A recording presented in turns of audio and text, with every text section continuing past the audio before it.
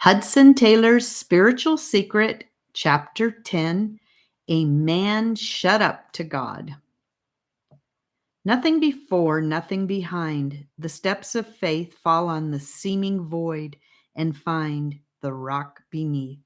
J. G. Whittier. Summer had come again, and the streets were hot and dusty in East London.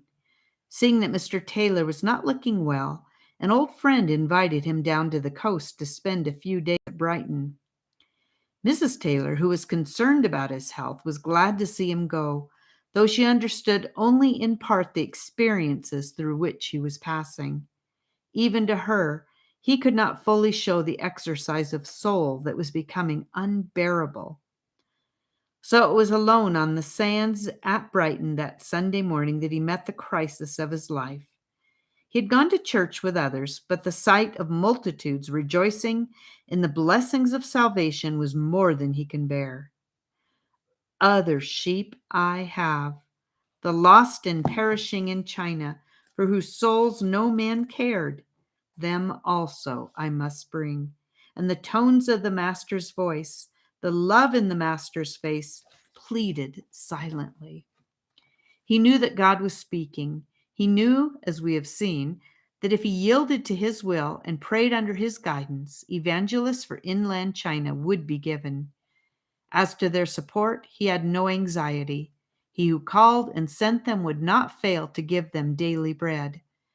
But what if they should fail? For Hudson Taylor was facing no unknown situation. He was familiar with conditions in China, the real temptations to be met, the real enemy entrenched on his own ground. What if fellow workers were overborne and laid the blame on him? It was just a bringing in of self through unbelief, the devil getting one to feel, he recalled, that while prayer and faith would bring one into the fix, one would have to get out of it as best one might. And I did not see that the power that would give the men and the means would be sufficient to keep them also, even in the far interior of China. Meanwhile, 1,000,000 a month were dying in that great waiting land, dying without God. This was burned into his soul. A decision had to be made, and he knew it, for the conflict could no longer be endured. It was comparatively easy to pray for workers, but could he accept the burden of leadership? In great agony, I wandered out on the sands alone, he wrote. And there the Lord conquered my unbelief, and I surrendered myself to God for this service. I told him that all the responsibility as to the issues and consequences must rest with him, that as his servant it was mine to obey and to follow him, his to direct, care for, and guide me, and those who might labor with me. Need I say that at once peace flowed into my burdened heart? Then and there I asked him for 24 fellow workers, 2 for each of the 11 provinces which were without a missionary, and 2 for Mongolia.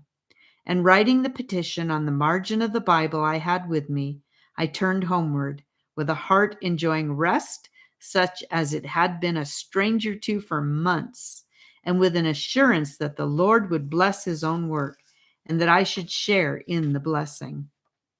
The conflict ended. All was peace and joy. I felt as if I could fly up the hill to Mr. Pierce's house. And how I did sleep that night. My dear wife thought that Brighton had done wonders for me, and so it had. And that is the end of chapter 10.